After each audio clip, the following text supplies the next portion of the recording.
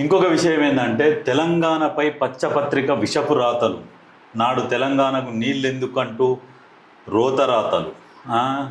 నేడు నేడు ఇక్కడ యూనివర్సిటీలకు భూములు ఎందుకంటూ ఏడుపులు అని చెప్పేసి ఏబిఎన్ రాసిండని చెప్పేసి ఇప్పుడు మనోళ్ళు వీళ్ళని వేస్తుర్రు. ఎందుకంటే ఇప్పుడు ఆంధ్ర తెలంగాణ విడిపోయింది, అయిపోయినాక వీళ్ళకి ఏం అవసరం ఉంటుందని రాస్తారు.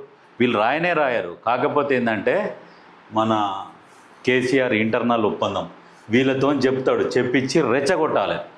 జనాలన్నీ రెచ్చగొడుతుంటే ఏమైందంటే ఆంధ్ర తెలంగాణ ఇట్లా ఇక వాళ్ళు మనల్ని దోసుకపోతుర్రు, ఇక మొత్తం తింటుర్రు, మనకు అందరికీ కళ్ళు లేవు, కాలు చేతులు కూడా పడిపోయినాయి, మనం ఇట్లా కూర్చున్నాము, ఇక వాళ్ళు దోసుకపోతున్నారు అన్నట్టుగా ఈ రెచ్చగొట్టాలి జనాలని. ఈ రెచ్చగొట్టి పబ్బం గడుపుకోవాలి. ఇటువంటి వీళ్ళతో చేపిస్తారు అన్నట్టు. వీళ్ళకు వాత పెట్టేది తెలుస్తుంది, వెన్న రుద్దేది కూడా తెలుస్తుంది, రెండు తెలుసు ఈ కేసీఆర్ ఫ్యామిలీకి. అట్లని ఇట్లాంటివి రాపిచ్చేసి ఇక రాండి యువకులారా, మన తెలంగాణని మొత్తం దోసుకపోతారు, ఇక ఏర్లై పారిపోతుంది, మన సంపద మొత్తం ఇట్లా కొట్టుకపోతుంది నాగార్జున సాగర్లు అన్నట్టుగా చెప్తారు.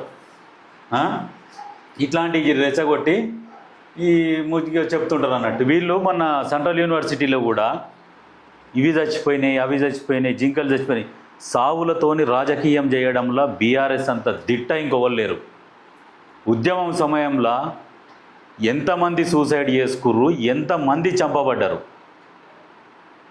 అప్పుడు ఏంటంటే తెలంగాణ ఉద్యమం నడుస్తున్నది, ఇక మన విషయం మనది మనం బయట పెట్టుకోవద్దు అన్నట్టుగా ఎంతోమంది కడుపులో దాచుకున్నారు చాలామంది.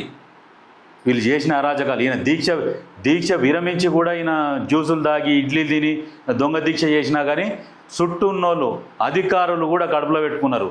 ఎందుకంటే అరే మనోడు ఏదో కొట్లాడని అని చెప్పేసి అట్లా చేసినా కానీ కనీసము ఎన్నడన్నా కేసీఆర్ నిరుద్యోగులు కష్టపడ్డారు, విద్యార్థులు కష్టపడితేనే తెలంగాణ వచ్చిందని కేసీఆర్ నోట్లోకి వెళ్ళి కానీ కేసీఆర్ కుటుంబం నోట్లోకి వెళ్ళి కానీ ఎన్నడన్నా వచ్చిందా? విద్యార్థులు ఉద్యోగులు అని చెప్పేసి ఎన్నడన్నా వచ్చిందా నోట్లోకి వెళ్ళి? ఎన్నడు రాలే. ఏంటంటే మా అయ్య సావు నోట్ల తలకాయ పెట్టిండు.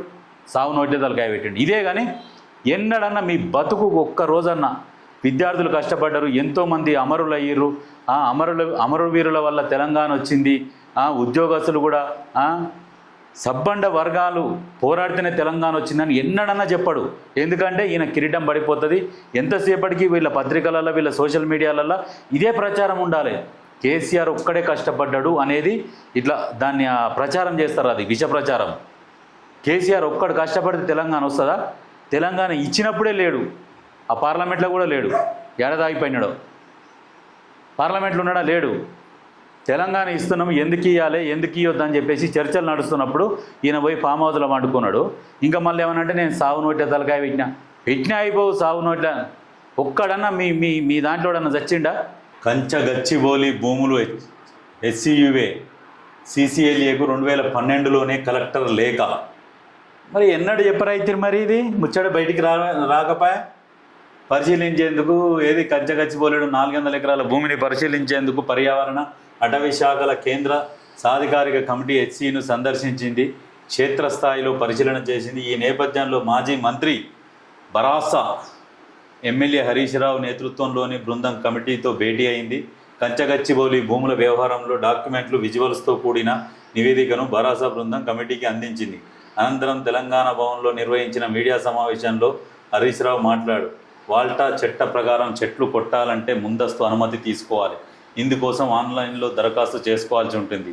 అటవీ శాఖ అనుమతి ఇచ్చాకే చెట్లను నరకాలి.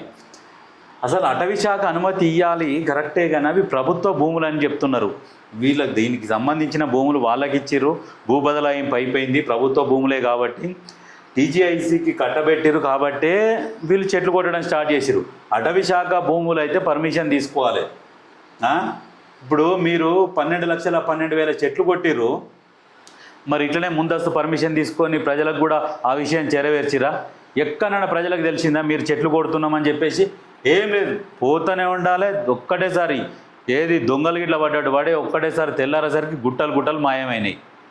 ఈ రకంగా దోపిడీ చేసి మళ్ళీ ఏం తెలియనట్టు మళ్ళీ మాట్లాడతారు.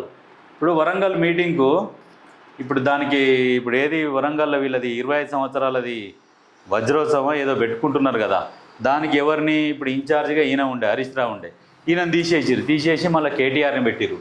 ఎందుకు ఈయనకి ఎక్కడ పేరు వస్తుందో హరీష్ రావుకు పేరు రావద్దు. హరీష్ రావుకు పేరు వచ్చిందంటే కేటీఆర్ వెనకబడిపోతాడు. అందుకనే ఇప్పుడు ఆయన ఎన్ని రోజులున్నా లాస్ట్కి ఏం చేస్తారంటే, ఇప్పుడు హరీష్ అన్నకు డిప్యూటీ సీఎం ఏదో ఇస్తే లేదంటే లాస్ట్కి ఏదైనా పొమ్మన లేక పొగబెట్టి ఏదైనా పంచాయతీ పెట్టి కూడా ఎలగొట్టే రకం వాళ్ళు. కాకపోతే వీళ్ళందరిని మించిన తెలివి కూడా మన హరీష్ అన్నకు ఉన్నది, ఆలోచిస్తున్నాడు.